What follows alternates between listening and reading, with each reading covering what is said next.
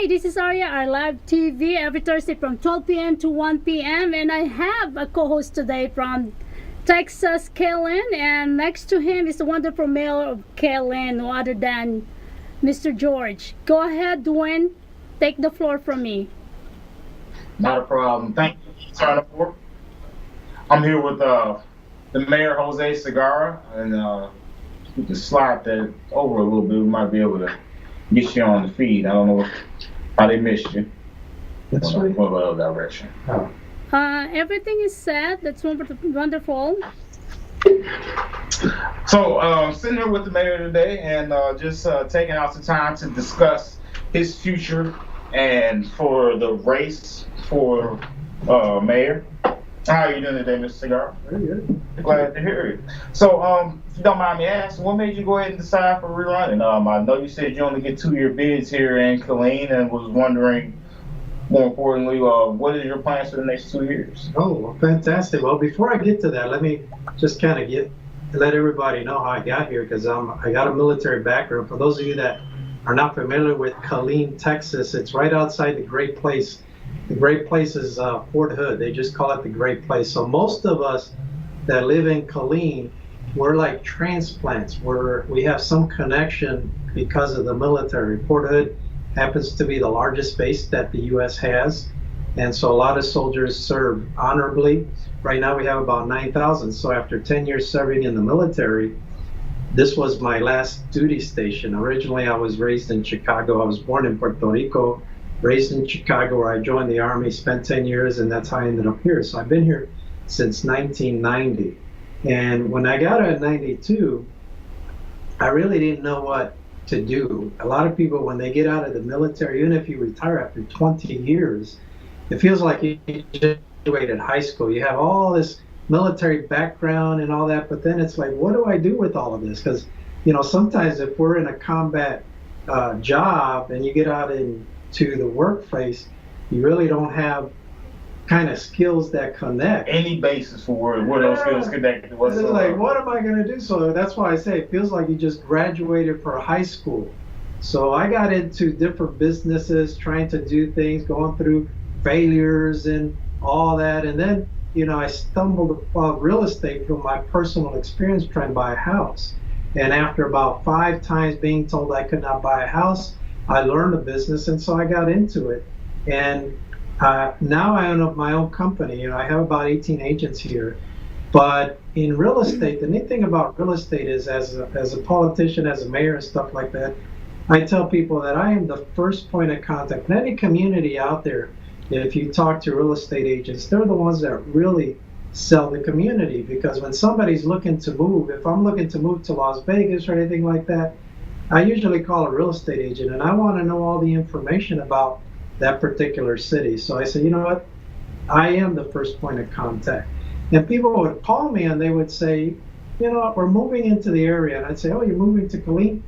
We don't really want to go to Killeen. Why not? I heard bad things about Killeen. Like, what did you hear about it? You know what I'm talking about. I know exactly what you're talking about. Like, what'd you hear? Oh, I crime rate is this. I say, well, that's not true. We got some of the best schools in the country. We have a lot of great things. We have a patriotic community, some of the best neighbors.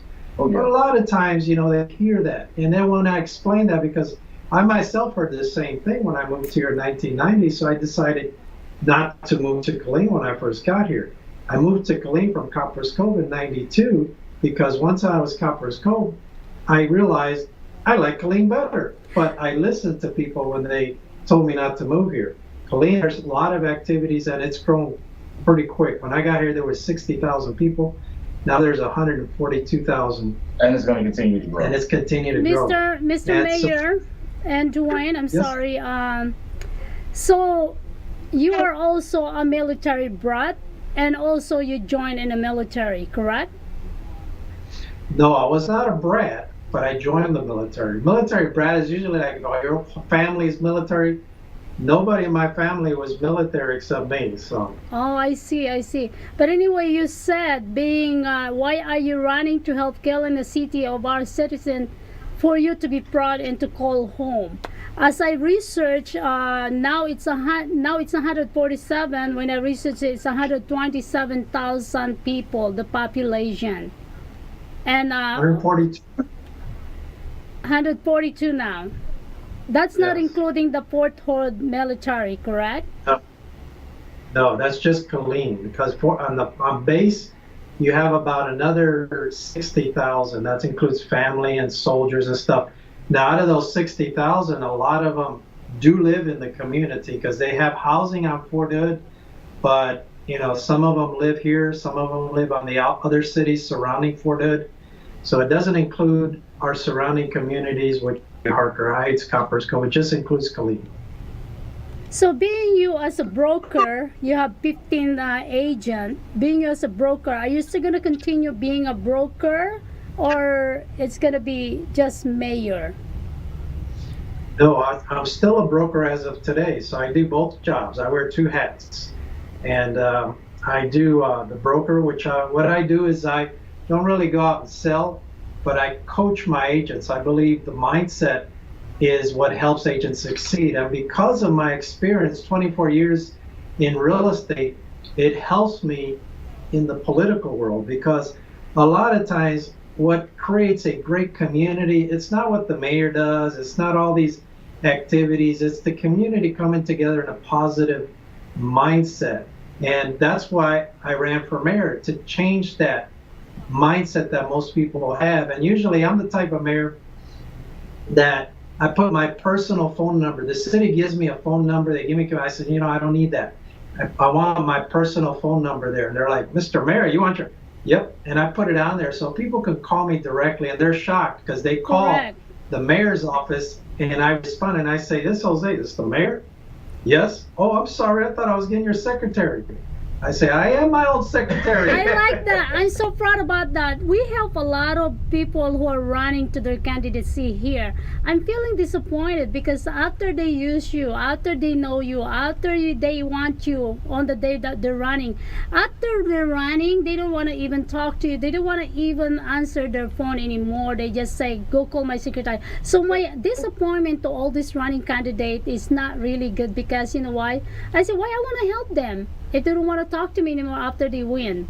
That's my philosophy now. If you need my help, give me your personal number that I can call you anytime I wanted to. You know what? I told them, no, I'm not going to help anybody anymore unless they are really a true leader. Because a lot of people, they're just using people. That's ultimately the difference between a politician and a statesman. That's one of the reasons why I wanted Jose to be the first interview that I did on the network, because I know that this is not only a statesman, this is a friend of mine. And we became friends day one because he's not your typical politician. The furthest thing. And I think like I said earlier, what helped me a lot is real estate, being in sales, because in sales we know that when you market to thousands and thousands and thousands of people, your phone number is not going to ring off the hook. And I think a lot of people get into politics thinking that their phone is going to ring off the hook. Like I said, I do that to everybody, and a few people call, but my phone is never off the hook. I even got a Facebook page. If you look at my Facebook page, I think Facebook allows you 5,000 max. I'm close to achieving that. Yes. And there's no negativism there, because I've talked to other politicians and they say, I don't have a Facebook page because I don't want people writing bad stuff. And you don't see that. As long as you keep that in a positive and you're there to truly help the community. And when somebody calls to complain, I love it, because when they call me and they're complaining too much, I say, excuse me, where do you live? And they usually say, I live in Killeen. I say, no, that's not what I'm asking. I say, where's your address? And they say, you want the address to my house? And I say, yes, because I'm coming over. And they're like, you're coming to my house? Yes, I want to hear your problem. And they go from here to here, because most people, what they really want is they want somebody to listen to them. And so you're not there, you're there to help solve the problem, but I would say 90% of it is not really solve the problem, because most people, they have common sense and they understand what it takes to solve certain problems. Because what I do is I say, you know what, I really think you have a great idea.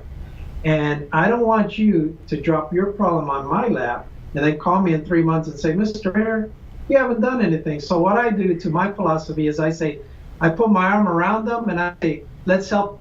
I'm going to help you solve this problem together. Let's go back with And that, that's- Mr. Mayor. I'm sorry to interrupt you. We're going to go to the second segment. Once again, on the second segment, I'm going to be bringing one of the co-hosts from Dallas, Texas. We'll be right back with the mayor of Kellen.